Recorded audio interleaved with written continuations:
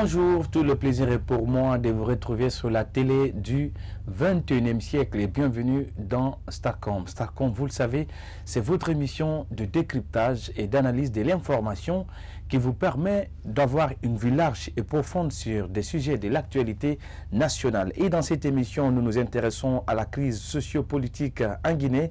Il faut le dire que la tension reste vive en Guinée et plus particulièrement dans la région de la Moyenne-Guinée au lendemain du deuxième jour de l'appel lancé par le Front national pour la défense de la Constitution à la résistance active et permanente contre le projet d'une nouvelle Constitution pour un éventuel troisième mandat d'Alpha Condé. Pendant ce temps, la question de la tenue des élections législatives divise également les acteurs politiques guinéens. Il faut le dire que les élections législatives du 16 février boycottées par les poids lourds de l'opposition guinéenne, dénonçant les conditions de préparation qu'ils qualifient de chaotiques du scrutin. Les opposants au régime d'Alpha Condé optent ainsi pour la politique de la chaise vide. Cependant, des partis politiques, il faut le dire, issus de l'opposition, des partis de taille non négligeable également, certains également issus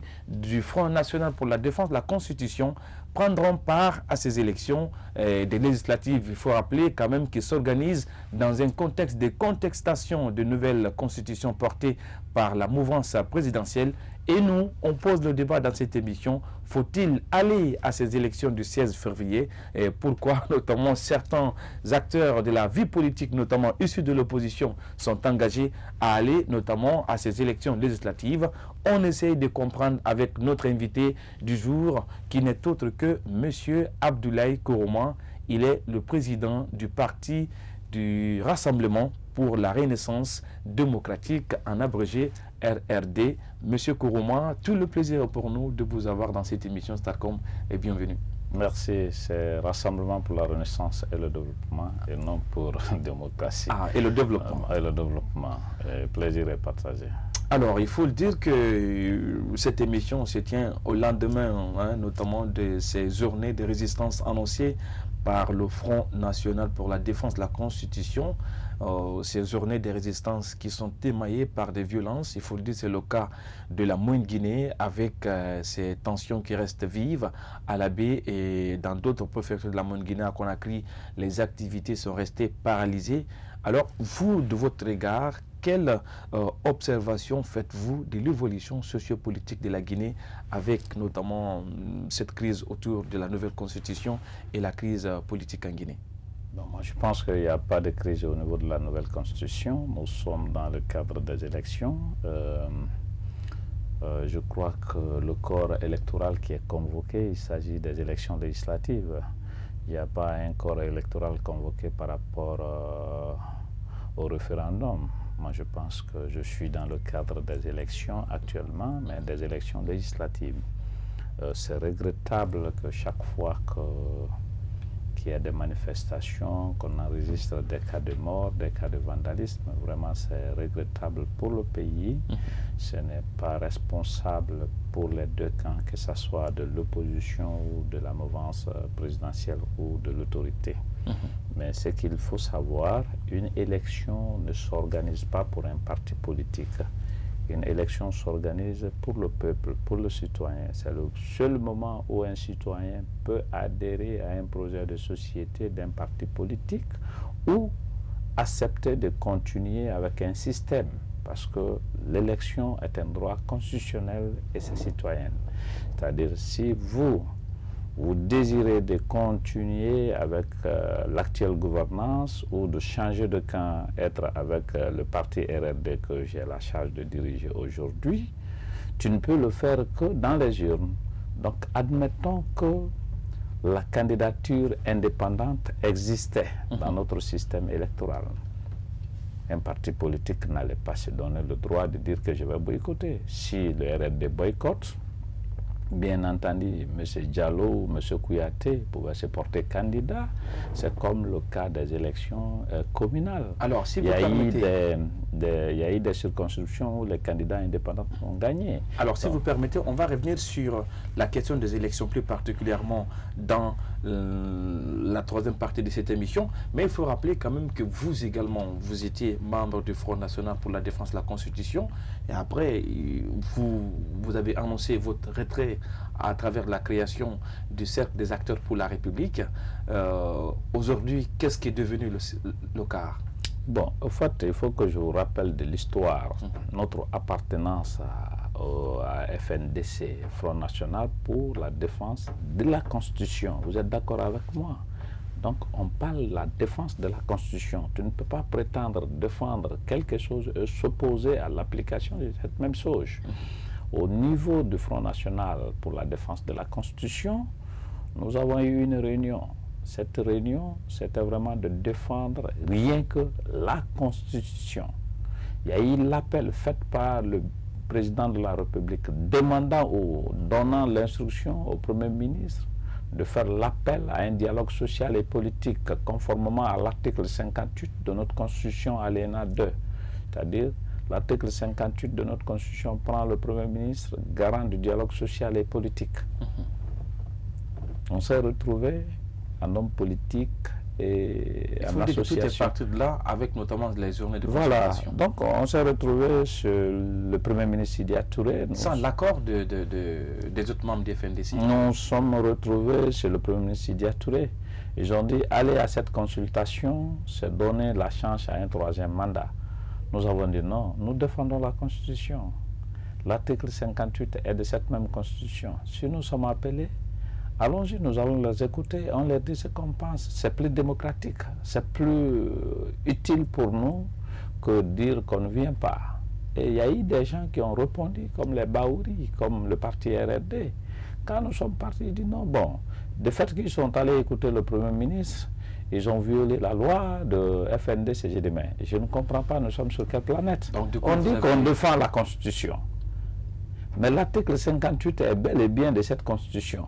En s'opposant à l'application de l'article 58, est-ce que nous défendons la Constitution? Je me dis non. J'ai dit, mais ça, c'est quoi? C'est ce qui a motivé la création du CAR. Hein, parce que non, nous sommes restés dans ce contexte. Ils ont demandé de lancer une manifestation sans demander l'autorisation à l'État. J'ai dit non. La manifestation est un droit constitutionnel, l'article 10 de notre Constitution.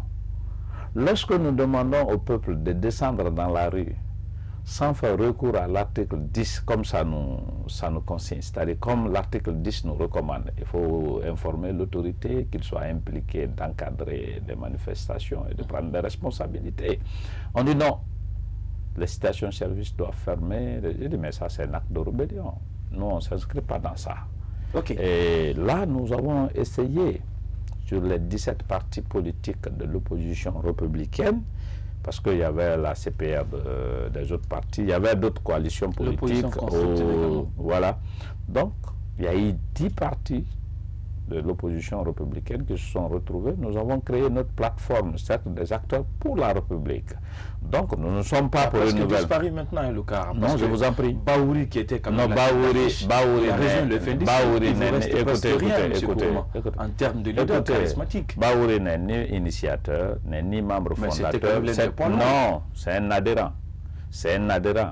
Nous avons créé le CAR. C'est après des mois que Baouri est adhéré.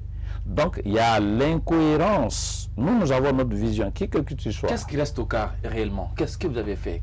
À part Baouri qui est parti. Oui. Mais avant Baouri, le CAR existait. C'est pour vous dire que le CAR... Non, écoutez, nous sommes à un moment où les partis politiques engagés dans le processus électoral sont en train de préparer les élections. Je peux être d'accord avec vous. Donc, sur les 10 partis politiques qui ont quitté l'opposition républicaine et qui composent à majorité le CAR, les 9 sont partis aux élections. Oui. Alors, si vous prenez, à part ADR de M. Taran, qui n'a pas eu la chance d'aller aux élections cette fois-ci, mais tous les autres sont partis soit par alliance politique, soit ils sont partis au nom de leur parti. Vous prenez le PPD, il est candidat. Oui. Vous prenez le RRD, il est candidat. Okay. Il y a une autre liste. Sur l'aspect des élections, on peut vous comprendre. Maintenant, la question aujourd'hui, certes que vous n'approuvez pas la démarche du FNDC en termes de respect à la Constitution dont ils prétendent défendre.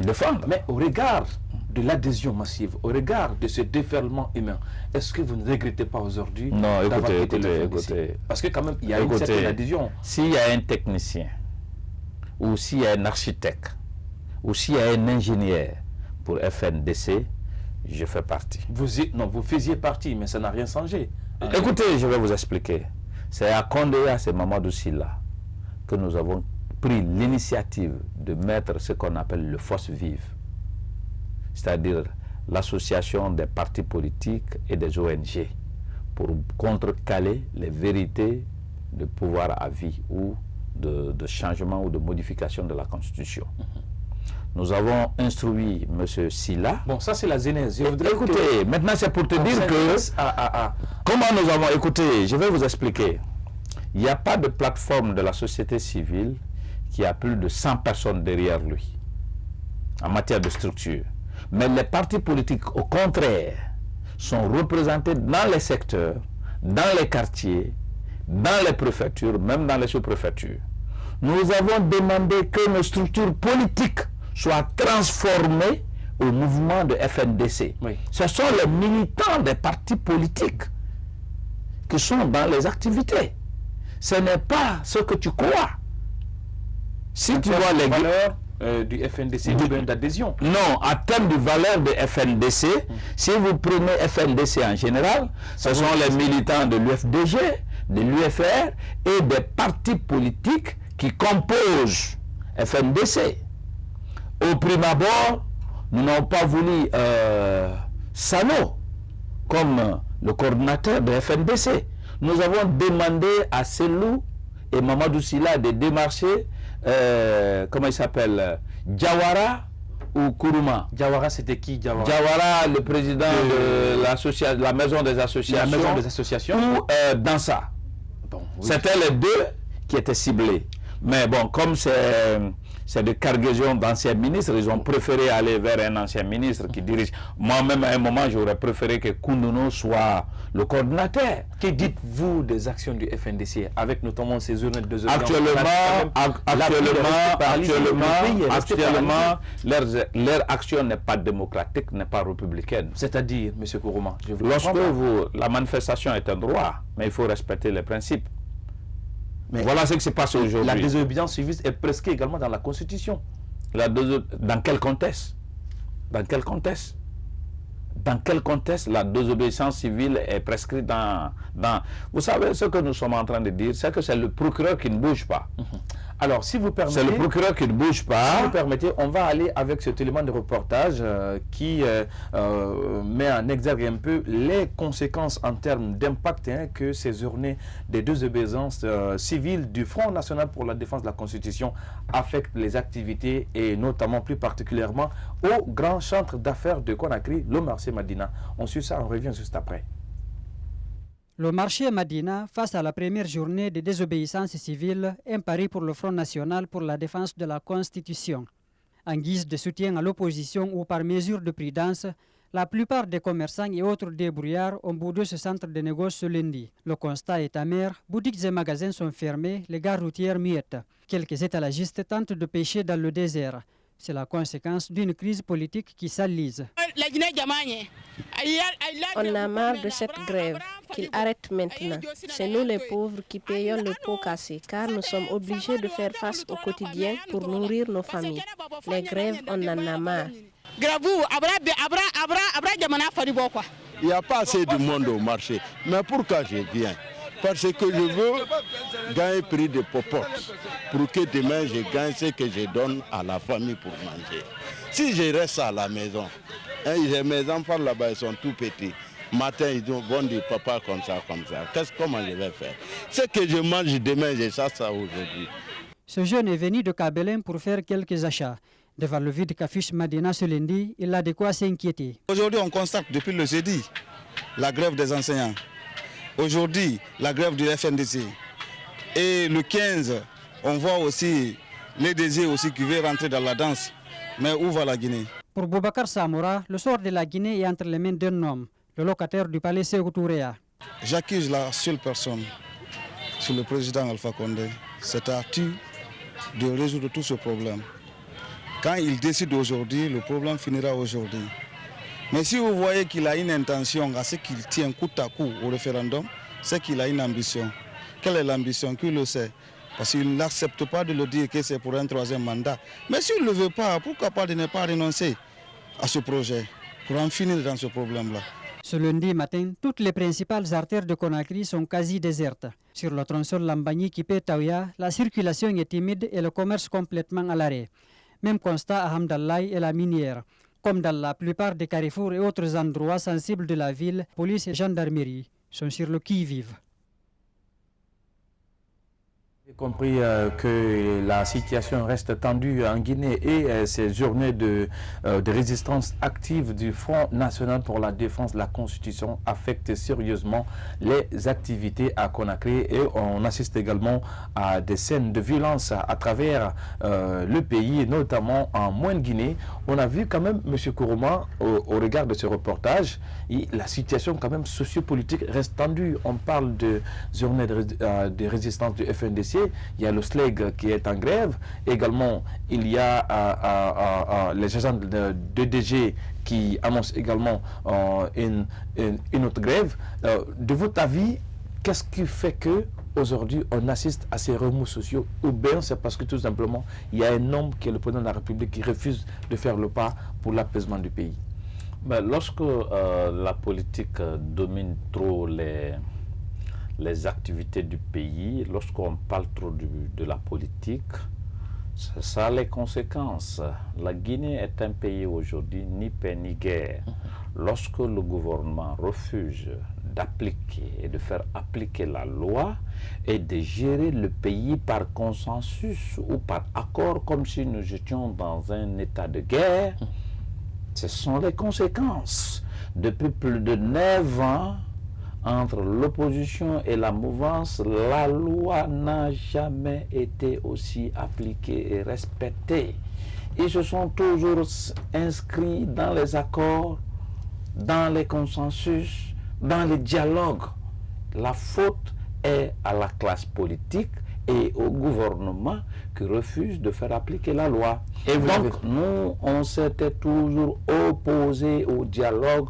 Nous avons toujours demandé au gouvernement... Et sur le plan social, nous avons, écoutez, le plan social dit à Aboubacar Souma que, étant ex-membre de FNDC, de l'opposition républicaine, qu'il a été démassé par notre structure et que j'ai sa réponse. Tout est politique, ce que je suis en train de vous dire. Même la grève de SLEG est politisée aujourd'hui. Oui, parce que Souma a été consulté par les leaders. Sa réponse, je sais. Il avait dit qu'il allait nous soutenir, mais par sa manière. Sa manière, chaque fois qu'on programmait quelque chose, je sais qu'il est entretenu par des hommes politiques. Je sais, je te parle en tant que politique. C'est pourquoi 2 fois je m'oppose au SLEG. Je m'oppose au SLEG. Ils savent pertinemment qu'un enseignant ne peut pas être payé à 8 millions. Ce n'est même pas négociable. Les ministres, je me rappelle quand j'étais membre de la cellule de crise au niveau de la transition avec le feu Jean-Marie Doré, j'étais le président de la commission de la cellule d'action. Donc, les ministres étaient payés à 7 millions à l'époque. Avec l'actuel gouvernement, il faut reconnaître, nous avons dépassé ce problème de CIMIC. Aujourd'hui, les fonctionnaires qui étaient à 800 000 sont à 1 850 000. Hiérarchie A1, c'est 1 850 000. Hiérarchie A2 sont à 2 200 et quelques mille. Et avant, en conclusion rapidement, ce que je veux dire ici en conclusion, vous ne pouvez pas traîner les enseignants sur une piste qui n'est pas faisable. Donc, ceux qui sont en train de les faire rêver, qui peuvent devenir des ministres de l'éducation ou qu'on peut améliorer les conditions, certes, on peut revendiquer pour augmenter les primes de location, les primes de transport. Mais pas les 8 millions. Les 8 millions, aucun gouvernement, même si ceux pour lesquels il roule aujourd'hui devenaient président de la République, ne peut pas payer des enseignants à 8 millions. Ce n'est pas possible. Donc j'ai une proposition, je vous en prie. J'ai une proposition dans le domaine, dans le secteur éducatif, si l'État m'écoutait, j'aurais, à la place de l'État, j'allais prendre ce qu'on appelle les grandes réformes au niveau du secteur de l'éducation. Je décrète une année blanche, je recrute les jeunes, je prends cette année comme l'année de formation des formateurs, je les mets sous contrat. Et puis, les enseignants peuvent rester simples fonctionnaires. Et vous l'avez compris, chers téléspectateurs, c'était un peu la lecture de notre invité sur la crise sociale, avec notamment la grève du SLEG, M.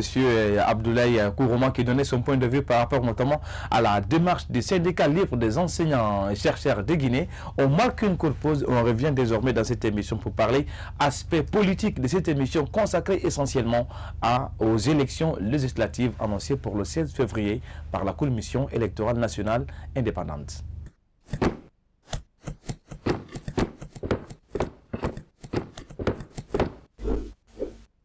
La vocation, informer, éduquer, divertir, promouvoir l'état de droit et les valeurs morales.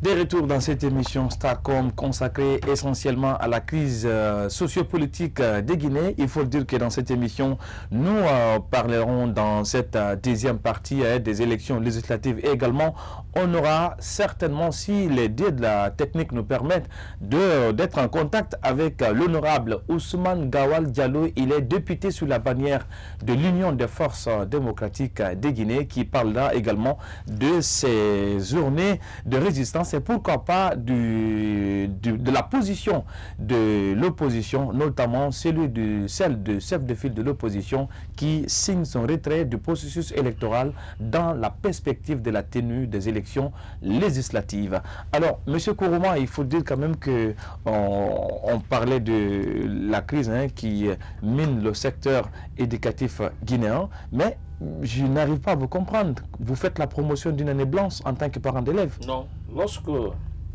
il y a la régression de niveau intellectuel des enfants ne font que continuer dans les 5 dernières années, il y a eu trop de crises au niveau du secteur éducatif.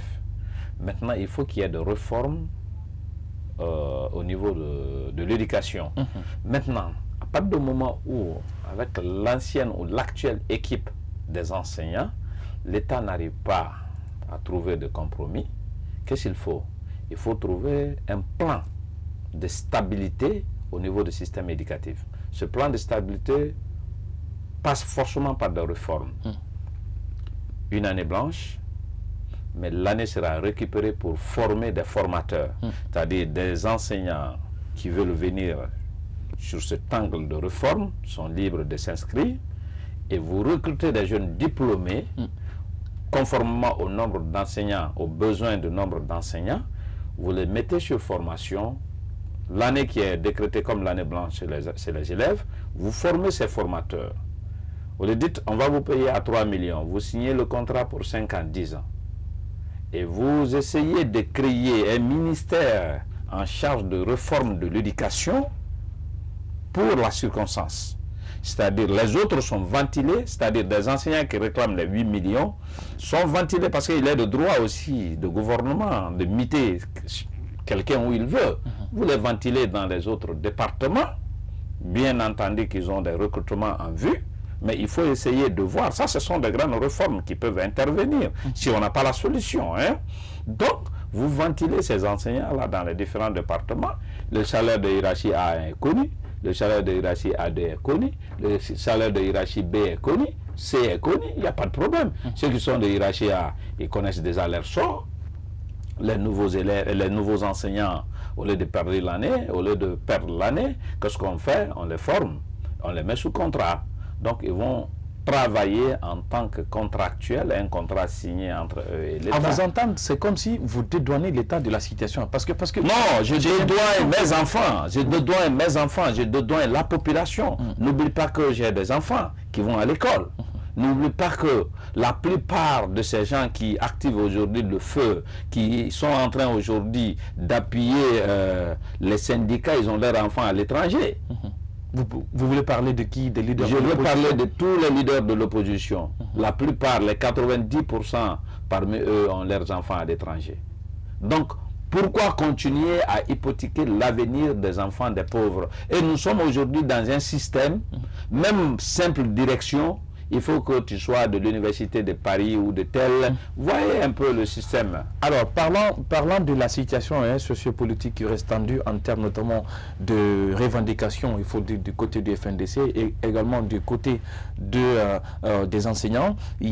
Parlons maintenant l'aspect des victimes enregistrées, parce qu'il faut dire que la première journée de la grève de SLEG, on a vu 2 jeunes ont été arrachés à la vie, et jusqu'à présent, l'État guinéen, à travers le ministère de la Sécurité, peine à élucider les auteurs de ces crimes. Vous, de quel regard portez-vous notamment sur cette perpétuité d'impunité en Guinée depuis l'accession du pouvoir d'Alpha Condé au pouvoir?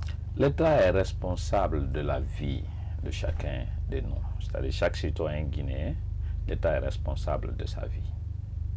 C'est-à-dire l'État doit protéger, l'État doit garantir la vie de chacun de nous. Donc s'il y a un mort, il ressort de la compétence de l'État de traquer. Donc vous avez participé également vous aussi à cette stratégie? Membre de la commission stratégique de l'opposition. Lorsqu'il y a un mort, 2 morts, 3 morts, nous démarchons pour ne pas que les parents des victimes récupèrent le corps. On cesse à exposer ces corps. On fait des images crapuleuses. Nous essayons de compiler ces documents. On va à l'international, devant les ONG de défense des droits de l'homme, devant les ONG qui sont en train de parler de la démocratie. Notamment Human Rights Watch. On essaye de dire voilà ce que l'État est en train de faire contre sa population. Tandis qu'un seul mort ne profite pas à l'État. Mais ces morts-là nous permettent de mettre l'opinion internationale sur le dos de l'État. C'est un aveu, M. Kourouma, dans cette émission aujourd'hui. Oui, mais c'est vrai ce que je suis en train de vous dire. Oui. Ça profite à qui? Ça profite à nous, l'opposition, chaque fois qu'il y a les morts. Qui prend ces corps comme trophée de guerre? Mais c'est nous, bien entendu. Qui sont ceux qui sont heureux qu'il y ait des morts pour qu'après on cherche des voyages pour aller vers les institutions de défense des droits de l'homme? Pour qu'on va vers les institutions qui sont en charge de la promotion de la démocratie. Mais c'est nous l'opposition, ce n'est pas le gouvernement. Lorsque la balle touche quelqu'un, on est juste pressé, on demande à nos services de communication, on veut avoir l'image à chaud. Le moment que le sang est en train de couler, le moment que le blessure est ouvert, le moment qu'il n'est pas à l'hôpital, dans quelles conditions. Ces images-là sont compilées. Et c'est ce que remettre, j'ai l'impression, c'est même le cas sur les réseaux sociaux, quand il y a une victime désormais, au lieu de s'empresser pour envoyer la victime à l'hôpital, mais on s'empresse. Ce sont des instructions données par l'opposition. Voilà ce qu'ils ont besoin comme image pour aller mettre l'opinion internationale sur le dos de l'État. Point fin bas. Il n'y a pas autre chose. Sinon, tu peux comprendre qu'un ministre de la Sécurité, d'où à son temps nous avons enregistré 70 cas de mort, je vais parler du ministre Kabele, il quitte le gouvernement, moins de 6 mois il se retrouve dans l'opposition, il accuse l'État d'être coupable ou commanditaire de ces crimes, l'opposition applaudit, et que l'opposition est dans l'incapacité de porter plainte contre lui pour qu'il nous dise par quelle manœuvre l'État tue. Parce que quand il a été ministre de la Sécurité, et nous avons toujours accusé la police qui intervient. Mais ce n'est pas lui qui donne des ordres, vous n'avez pas des preuves. Attention, je ne dis pas ce n'est pas lui qui donne les ordres. Écoute-moi ce que je vais te dire. Qui est le patron de la police, de la sécurité? C'est le ministère de la Sécurité, évidemment. Lorsque il y a des interventions, aucun policier ne peut venir sur le terrain sans l'instruction du ministre de la Sécurité. Évidemment. Il va appeler le directeur national de la police, déployer les hommes. Et le directeur de la police ne peut déployer que sous son accord. En tout cas, Kabila a été accueilli avec les 2 mains par les leaders. Est-ce que nous sommes cohérents? Est-ce que nous sommes sérieux? Est-ce que nous avons des soucis pour la valeur humaine? C'est maintenant que vous prenez conscience de ça fait partie. Vous ne profitez plus de la situation. Dit, non, écoutez, c'est ça, j'ai dit à mon grand frère Selou. Vous avez fait des années dans l'opposition, vous l'avez jamais dit ça. Écoutez, vous n'avez jamais nous n'avons jamais eu l'occasion pour vraiment mettre l'État au mieux. Il n'y a eu jamais un ancien ministre de la Sécurité qui est venu de l'opposition. Mais à partir du moment où nous avons eu l'occasion, si vraiment on avait du souci pour traquer l'État, Dans ce sens, j'ai dit à mon grand frère, c'est le grand frère, tu veux être l'opposant le plus crédible encore, portons plainte contre Kabele. À partir du moment où la justice, la haute cour de justice n'existe pas, on ne peut pas le poursuivre en tant qu'il est ministre. Il vient de quitter ministre. Nous avons enregistré plus de 70 morts à son temps. Et de surcroît, lui-même nous avait cité par citation directe lors d'une manifestation, quand le commissariat Ruben de Koza a été saccagé. Il y a eu 8 leaders convoqués par la justice. Maintenant, c'est l'occasion pour nous de montrer à l'opinion internationale que nous sommes sérieux sur ces cas de mort. Nous voudrons réellement qu'il y ait la vérité sur ces cas de mort. Et dire non, à partir du moment où il est contre Alpha Condé. C'est Cellou Dalein qui me répond ici. C'est Ablaye Kourouma qui parle. Je ne me dédie pas. Lorsque je te dis quelque chose, c'est vrai. C'est vérifiable. Ce que je suis en train de vous dire. Je ne mens jamais sur quelqu'un. Et ce que je dis en politique, tout rattrape en politique. Quand je parle, c'est pourquoi quand je parle devant qui de droit. Je peux parler ça devant Cellou. Je suis en train de parler à la télé. La preuve, c'est pas la Guinée-Soul qui va regarder. Votre télé, elle est bien suivie. Oui. C'est une télé du 21e siècle qui est suivie. Voilà. Donc la preuve, c'est ça. Je les ai dit, je ne suis pas d'accord. Si Kabele n'est pas poursuivable parce qu'il est de l'opposition, même quand Bafoué vient à l'opposition aujourd'hui, ils vont l'acclamer. Ah, évidemment. Alors, donc, ça veut dire que ces cas de mort, les gens ne considèrent pas. Le jour que j'ai dirigé bien une opération de manifestation, j'étais... C'était à quelle date? C'était... Parce que c'est pour recouper toutes ces informations que vous donnez là. C'était en 2016. C'est quand ils ont créé FAD, l'arrestation de Kali Diallo. Oui. Je veux faire référence à ça. Oui. J'étais le président de la commission stratégique. J'ai juré que je vais signer la demande de manifestation. S'il y a un seul cas de mort, la personne sera retrouvée qui a tué.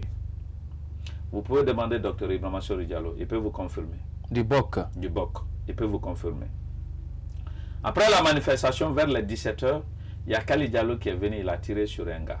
On avait essayé de passer par nos amis qui pouvaient vraiment nous aider à surveiller la situation. Et tout de suite, ma personne, j'ai appelé le commandant des unités d'intervention pour les cas de maintien d'ordre. J'ai dit, un de vos policiers vient de tirer sur un citoyen. C'était à 17h après les manifestations. J'étais arrêté. Ils sont venus. Le commandant même a senti, l'arme sentait de coups de feu. Ils ont arrêté Kali Diallo. Tous les jours, j'étais devant le procureur pour la situation. Et il a été finalement... emprisonné. Oui. Et nous, on avait des preuves. Tu sais qu'il y a eu des leaders politiques qui m'ont dit de laisser des sursoirs à cette poursuite. De l'opposition en plus. Je vous dis. Et que c'est les familles des victimes qui doivent porter plainte, pas nous. J'ai dit non, j'étais membre de la commission d'organisation. De surcroît, le patron de la commission stratégique. Alors, si vous permettez... Vous les journalistes, on vous a fait appel. On partait là-bas chaque fois. Nous avons poursuivi cette question jusqu'à la condamnation de Kali Diallo. À part le cas de Kali Diallo, il y a eu quelqu'un qui a été arrêté et avéré, condamné? Non. C'est parce que j'avais des soucis pour la vie des Guinéens. Je me suis impliqué dans ce sens. Alors, je vous dis tout ça pour te dire que ces cas de mort-là ne profitent pas au gouvernement. Et c'est fait à dessein? Non. Même si ce n'est pas fait à dessein, mais ça profite à un groupe, à un camp. Alors, vous l'avez compris, hein, chers téléspectateurs, que ce sont des révélations dans ces numéros de Starcom, notamment c'est des réalités effectuées par notre invité, M. Abdoulaye Kourouma, président du parti RRD, notamment qui parle notamment de ses victimes. Alors, on va marquer une courte pause avant de revenir désormais dans l'aspect de la tenue des élections législatives qu'on va consacrer essentiellement, dont son parti a décidé notamment de participer malgré le boycott des poids lourds de l'opposition guinéenne. Qu'est-ce qui justifie la position de son parti et quels moyens dispose son parti pour battre campagne, parce qu'on nous parle notamment des révélations également sur sa personne par rapport à la provenance de ces fonds qui lui permet de se présenter à ces élections. Toutes ces questions seront répondues dans la troisième partie de cette émission. On marque une courte pause et on revient après.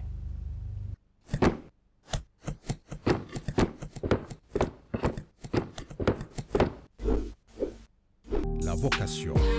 Informer, éduquer, divertir. Promouvoir l'état de droit et les valeurs morales. De retour dans cette émission et pour cette troisième partie consacrée essentiellement à la tenue des élections législatives boycottées par les poids lourds de l'opposition guinéenne. Mais avant d'ouvrir le débat avec notre invité, on va partir avec cet élément de reportage qui met en exergue cette division des acteurs politiques par rapport notamment à la tenue des législatives. Les principales formations politiques de l'opposition maintiennent leur position de non-participation aux élections législatives du 16 février 2020. Une décision qui ne semble pas entamer l'engagement du président de la CENI à respecter son calendrier électoral avec le soutien de quelques partis politiques. L'Alliance démocratique pour le renouveau dit ne pas s'engager dans un tel aventurisme politique.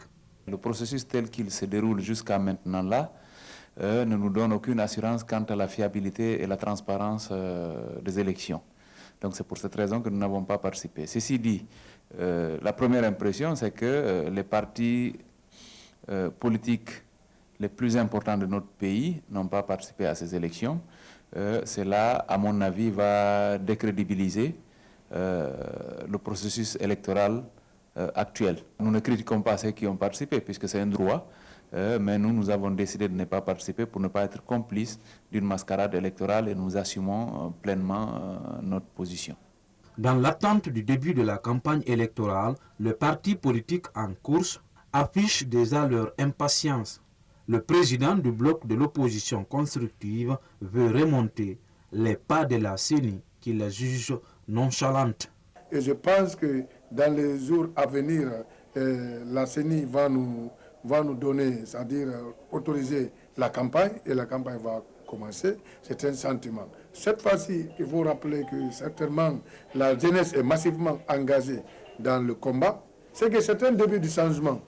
Et je vais quand même pas mal vous dire, ceux qui n'ont pas eu, c'est-à-dire le courage d'aller aux élections, c'est un droit pour eux de ne pas participer. Face aux agressions et pillages subis par des militants supposés de l'UFDG à Kankan, le 6 janvier 2020, tous appellent à la fin de l'impunité en Guinée. Ce qui s'est passé à Kankan il y a 2 jours, cela, on ne doit pas accepter que cela se produise dans notre pays parce que ça peut nous conduire dans des situations extrêmement dangereuses. Nous devons nous armer de sagesse et de maturité pour promouvoir la paix et la solidarité dans notre pays. Il faut qu'on agisse avec intelligence. Il ne faut pas céder à ces provocations-là parce que ce serait un engrenage et c'est ce que nos dirigeants actuels recherchent pour pouvoir se pérenniser davantage au pouvoir. On n'a pas besoin d'engager la violence dans ce pays. Personne n'a l'intérêt qu'il y ait vraiment des attaques comme ça ciblées. Ce n'est pas normal. Je crois que le préfet de Kankan a déjà fait sa déclaration. Le procureur va s'en saisir et puis cesser à identifier les coupables et les mettre hors état de nuire. Selon nos sources, l'un des points de revendication de l'opposition pourrait être satisfait dans les prochains jours, à savoir l'installation des chefs de quartier. Mais en attendant, l'opposition républicaine n'entend pas fléchir sur sa position. Et vous l'avez compris que la détermination reste de mise au sein de l'opposition guinéenne. Je parle également, bien évidemment, des poids lourds de l'opposition guinéenne. Cependant, des partis politiques de taille non négligeable, dont certains issus de l'opposition politique, membres du FNDC, prennent part à ces élections. Des élections qui s'organisent dans un contexte de contestation de nouvelles constitutions portées par la mouvance présidentielle. Et parmi les candidats ou les partis politiques qui participent à ces élections législatives, malgré tout ce qui a été dit en termes d'imperfection ou d'impréparation du processus, existe bel évidemment le parti RRD de M. Abdoulaye Kourouma. Alors, M. Kourouma, avant de parler de votre participation, quelle réaction avez-vous suite aux résultats annoncés par l'institution en charge des élections en Guinée portant le résultat des opérations d'enrôlement et d'assainissement du fichier électoral? Je rappelle quand même que de 6 millions et quelques électeurs, on passe désormais à plus de 8 millions d'électeurs que la CENI nous annonce. D'accord. Vous savez, il y a eu 4 générations qui n'ont pas été enrôlées. Depuis 2013 jusqu'à maintenant, il n'y a pas eu de révision au niveau du fichier. En 2013, il y avait combien de personnes qui avaient 17 ans qui sont passées à 18 ans? En 2014, il y avait combien de personnes qui avaient 17 ans qui sont passées à 18 ans? En 2015, en 2016, en 2017, en 2018, et ainsi de suite. Si vous prenez tout ça, il y a de quoi, parce que la jeunesse est aujourd'hui motivée et engagée dans la recherche ou dans la récupération des documents.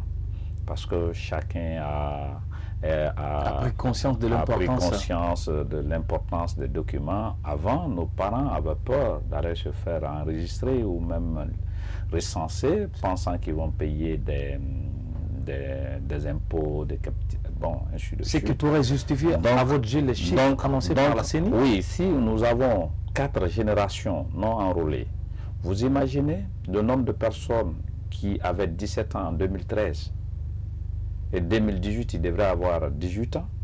Vous imaginez le nombre de personnes qui avaient 17 ans. Vous êtes d'accord avec ça? Malgré tout ce qu'on a enregistré, malgré tout ce que nous avons enregistré, l'enrôlement des mineurs, ça s'explique. Non, l'enrôlement des mineurs, des opérations chaotiques. Je suis témoin qu'il y a eu l'enrôlement des mineurs. Ça, j'ai la preuve.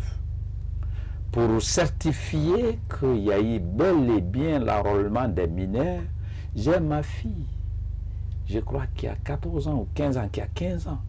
J'ai dit à ma fille, dans mon quartier, allez-y te faire enrôler. Quand il est parti, c'est l'agent de recensement même qui octroie l'âge de naissance à ma fille. Vous comprenez? Pendant ce temps, vous croyez à ce chiffre annoncé par la CENI? Attendez, j'ai su qu'il y avait bel et bien l'enrôlement des mineurs. Mais voilà, la faute, c'est à nous, les politiques et la mouvance présidentielle. Voilà comment ça s'est passé. Rapidement, hein, parce que vous avez vu le président Sello, le président Sidia, eux-mêmes à travers leurs services de communication, sont allés se faire enrôler et demandant à leurs militants de faire comme eux. Vous êtes d'accord avec moi? Oui. Mais voilà ce qui s'est passé. Lorsqu'il s'agit du bastion de l'opposition, quand les mineurs sont enrôlés au vu et aux dépens des cadres de l'opposition dans leur fief, ils sont d'accord. C'est-à-dire, ils ne critiquent pas lorsqu'il s'agit de leur bastion. Et s'il s'agit de la mouvance aussi est d'accord et ne bouge pas. Donc, c'est comme ça les mineurs ont été enrôlés. Mais quand l'opposition a compris qu'il y a eu beaucoup de mineurs dans les zones de Cancan par rapport aux activités, bien entendu, il y a beaucoup plus de monde en Haute-Guinée qu'en Moyenne-Guinée. Parce que les activités de mines et autres, il y a beaucoup d'activités vraiment qui permettent l'exode vers là-bas. Et en Moyenne-Guinée, il n'y en a pas assez d'activités. Vous comprenez? Ils ont accepté l'enrôlement des mineurs en Moyenne-Guinée parce qu'il s'agit de leur fief. On ne peut pas critiquer. Mais quand ils ont compris qu'on fait beaucoup plus d'enfants en Haute-Guinée qu'en Moyenne-Guinée, les chiffres, attendez. M. Kourouma, si on vous disait que la région de Cancan et de Farana est plus peuplée que toutes les régions de la Guinée, est-ce que ça peut s'expliquer? Est-ce que c'est crédible? Ça peut s'expliquer. Si vous prenez par exemple la région de Cancan, écoutez, je suis passé par l'université de Cancan avant d'aller en Union soviétique. Si vous prenez les activités qui... Non mais Cancan est vide de son contenu. Non, tu dis la région. Oui, la région de Cancan. Prenons Sigiri par exemple. Sigiri fait partie de la région. À part Sigiri, il y a Madiana qui fait partie. Il y a Banankoro qui fait partie. Oui, mais Banankoro, c'était... Il n'y a plus rien maintenant comme activité. Prenez ceux qui viennent chercher de l'or ou du diamant. Peut-être Sigiri, hein, on peut comprendre. Donc Sigiri seulement. Si tu identifies le nombre de Burkinabés, le nombre de Guinéens, le nombre... Mais ce n'est pas des Guinéens. Non, je suis en train de te dire, tellement que c'est peuplé, tu ne peux même pas connaître qui est Guinéen, qui ne l'est pas. Et Farana? Donc Farana, c'est autre chose. Il n'y a rien. Mais lorsque, à partir du moment où le président de la CENI reconnaît avoir enregistré des mineurs, ça, il a reconnu, hein. Ils disent qu'ils vont travailler là-dessus. À la place de ceux qui ont désigné leurs cousins et cousines pour aller leur faire représenter au niveau de la CENI, j'allais leur dire, continuez à mettre la pression pour que ces mineurs-là soient... Ils ne sont plus, hein, de la CENI qui brille dans une crise avec la... Là, ce n'est pas républicaine leur retraite. À partir du moment où ils ont prêté serment au nom de la République pour servir la République dans un système, ils ne sont plus dépendants de leur parti politique. Mais c'est des êtres humains, c'est des citoyens qui ont des opinions, qui peuvent démissionner. C'est ce que je vous ai dit, que c'est la politique qui domine tout. Aujourd'hui, vous êtes journaliste. Lorsque votre radio vous amène au compte d'une institution et que vous prêtez serment, votre institution qui est la radio ne peut plus vous donner des ordres à partir du moment où vous avez prêté serment au nom de la République. Oui. Donc vous servez la République, pas maintenant la radio. Parce que la radio peut penser que tu es parti pour défendre son intérêt et que son intérêt là n'est pas l'intérêt général. Il y a une grande différence entre la République et le parti politique et la démocratie. Attention. La République, c'est l'intérêt général. La République parle au nom de l'intérêt général. La démocratie peut parler de l'intérêt individuel. Démocratiquement, vous avez la liberté de manifester, de faire la pétition, vous. Mais lorsque vous marchez pour que Star 21 soit la seule radio, la seule télé, la seule télé qui soit vraiment prioritaire dans les élections, et que la direction doit créer des conditions, ça c'est la démocratie. Mais vous ne pouvez pas dire qu'aucune télé ne peut émettre en République de Guinée si ce n'est pas ça. Parce que la République défend l'intérêt de tous ces radios. On est un peu pris par le temps. Je voudrais désormais qu'on se consacre notamment à vous particulièrement par rapport à ces élections législatives, si elles se tiennent pour le 16 février, parce que pour l'instant ça ne rassure pas.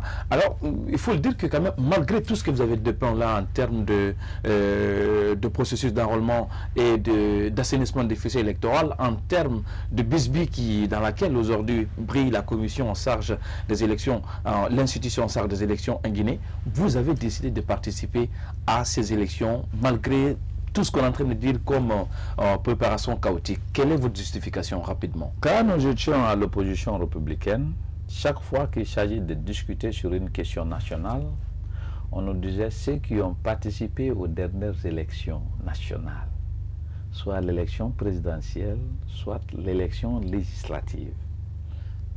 Ça fait de sorte qu'il faut participer à une élection pour avoir de la considération. Pour avoir de la considération. Un.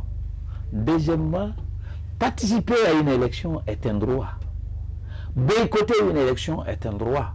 Et une élection ne s'organise pas pour un parti politique, ça s'organise pour le peuple. C'est le seul moment où un citoyen adhère à un projet de société ou accepte de continuer avec une gouvernance. Mais empêcher la tenue d'une élection est un acte de rébellion. Vous voulez qualifier les... Ils peuvent ne pas participer, c'est leur droit. L'opposition d'acte de rébellion? Lorsque, qu'ils soient partis politiques, qu'ils soient citoyens, empêchent l'exercice d'un droit constitutionnel est traité comme un rebelle. L'élection est un droit constitutionnel, c'est un droit citoyen. Lorsque quelqu'un va t'empêcher de ne pas aller voter pour changer tes élus, il n'a posé qu'un acte de rébellion. Alors ça c'est votre démarche en termes de... Vous voulez avoir de la considération, vous voulez que vous existiez dans le champ politique guinéen, mais est-ce que ce n'est pas profitable? Depuis l'annonce, est-ce que ce n'est pas profitable? Je vous en prie. Vous attendez que les grands partis ne participent pas? Nous avons participé. Il faut quand même vous qualifiez. Non, écoutez. De parti à le ça, RRD est un parti stable. Écoutez, selon vos détracteurs. Non, écoutez. Je défie n'importe qui, que ce soit de la mouvance ou de l'opposition. Partout où nous avons déposé une liste lors des élections passées, j'ai gagné contre l'opposition et la mouvance. Dans quelle circonscription, M. Kourouma? Vous prenez la circonscription de Beila. Mais c'est chez vous, Beila. Vous prenez la circonscription de Zérékoré. J'étais le faiseur de roi. Faiseur de roi et non tête de liste. Quand j'ai dit Zérékoré a 6 maires, la mouvance a les 3, j'ai les 3. C'est-à-dire, ils ont 3 maires, j'ai 3 maires. Ce qui traduit la force de notre parti. À part la forêt, où vous avez eu de voix, à part je la forêt. voudrais que vous vous renseigniez. Non, la forêt, c'est sur vous. Je voudrais que vous vous renseigniez. Pour moi, c'est facile. Non, je suis guinéen. Non, mais attendez, on le sait quand même. La nomenclature politique. Je suis guinéen. Chacun fait de sa politique dans sa région. Je suis guinéen. Vous avez des voix à part Zéréko. Je vais vous dire quelque chose. Oui. Lorsque vous voulez diriger le monde, je dis bien le monde, il faut avoir la capacité de diriger ton pays. Si tu veux diriger ton pays, il faut avoir la capacité de diriger la région dans laquelle tu viens. Si tu veux diriger ta région, il faut avoir la capacité de diriger ta préfecture. Oui. Si tu veux diriger ta préfecture, il faut avoir la capacité de diriger ta sous-préfecture. Donc, si tu veux diriger ta sous-préfecture, il faut avoir la capacité de diriger ton petit village. Ouais. Si tu veux diriger ton petit village, il faut avoir la capacité de diriger ta famille. Lorsque tu ne peux pas gagner chez toi, quitte en politique. alors, parlons des moyens que vous disposez pour participer à ces élections législatives. Il faut dire, depuis l'annonce, vous êtes, selon vos détracteurs, vous avez été alimenté par le camp présidentiel. Parce que, de vous à moi, d'où vient votre capacité de vous présenter à l'élection en termes de caution à payer? Vous oubliez que depuis l'annonce de processus par la CENI, on s'était engagé à participer. D'abord, le RRD a été créé pour participer aux élections. Ce qui est regrettable, le gouvernement ou la CENI essaye de faire comme si on était au Panama. Il faut être dans le blanchissement d'argent ou un ancien ministre qui a volé beaucoup d'argent pour pouvoir payer les cautions. Monsieur Kourouma, comment est-ce que vous êtes parvenu à vous présenter à ces élections? Oui, mais c'est ce que je suis en train de vous expliquer. Ce qui est regrettable, c'est ça. Donc, depuis l'annonce de processus, ou depuis la création de est-ce que vous avez reçu l'argent du président de la République, Alpha Condé? Si vous avez les preuves, je vous donne l'autorisation de publier sur des réseaux sociaux, sur votre télévision. Je défie n'importe qui. La preuve est que nous avons un candidat uninominal à Kouroussa, la ville natale du président de la République. Il ne peut pas t'accompagner et que tu t'opposes à lui chez son papa. Après, vous vous alliez à Alpha Condé, on le sait. Après, vous allez vous allier après. C'est la formule. Nous allier à Alpha Condé, comment? C'est la formule. Quelle formule? Mais pourquoi les autres n'ont pas fait de candidat à Kouroussa? J'ai un candidat à Ratoma ici. Vous le savez, que nous avons un candidat uninominal à Ratoma. Le RD a un candidat uninominal à Ratoma. En tout cas, moi, je ne peux pas te financer pour me combattre chez moi. En tout cas, moi, je ne peux pas le faire. Bien entendu que le président ou le pouvoir a ses alliés. Vous connaissez les alliés. Vous prenez les Ba Ousmane, ce sont des alliés. Vous prenez les Mouktar, ce sont des alliés. Et beaucoup d'autres partis qui sont alliés potentiels de la mouvance, qui sont dans la compétition. Je ne suis pas allié d'un parti politique. Le RD est un parti autonome. Vous n'avez non plus été accompagné par... Je défie. Je défie. Et celui qui a la preuve, je lui donne l'autorisation de publier. Alors, parlons, la dernière question, c'est un peu vos candidats dans les différentes, notamment circonscriptions électorales. Il faut le dire, la question est de savoir dans quelle partie de la Guinée vous misez, notamment pour avoir notamment des voix, et quels sont les sens que peut-être, notamment, quels sont les sens de votre parti ou de vos candidats pour notamment... on est presque vers la fin, juste une minute. Nous sommes un parti politique, nous avons une liste nationale. Ça veut dire que nous comptons avoir des électeurs partout en République de Guinée. Ça nous a fait une liste nationale. Nous voulons montrer aussi qu'il n'y a pas de circonscription qui peut être la propriété privée d'un individu ou d'un parti politique. Ça nous a amené à avoir un candidat à Ratoma et à Kouroussa. Malheureusement, M. Abdoulaye Kourouma, je rappelle qu'il est le président du parti Renaissance, le parti du Rassemblement pour la Renaissance et le Développement. Cette fois-ci, le nom du parti est bien dit. C'était tout le plaisir a été pour moi de vous avoir dans cette émission. J'espère que ce n'est que partie remise qu'on vous aura dans ce plateau, sur ce plateau de l'émission Starcom. Merci de le partager. Voilà, c'est le moment pour nous de dire aux Guinéens d'accepter être tout court Guinéen, de ne pas s'identifier au nom de sa communauté. L'hymne de la haine ne profite pas à l'humanité. Acceptons d'être Guinéens tout court et la Guinée va avancer. Merci, vous l'avez compris, chers téléspectateurs, c'est la fin de cette émission Starcom qui était consacrée essentiellement à la crise politique et pourquoi pas à cette crise sociale avec ces grèves notamment qui riment le secteur éducatif guinéen. Il ne me reste qu'à vous dire merci, vous qui avez pris votre temps à nous suivre sur la télé du 21e siècle. Nous espérons tout simplement que vous avez éprouvé de plaisir à nous suivre sur cette télé. Merci à toute l'équipe technique qui m'a accompagné dans cette émission. émission. On remet ça dès la semaine prochaine dans un autre numéro de Starcom. Et à bientôt. Restez connectés sur la télé du 21e siècle, car le meilleur est à vous.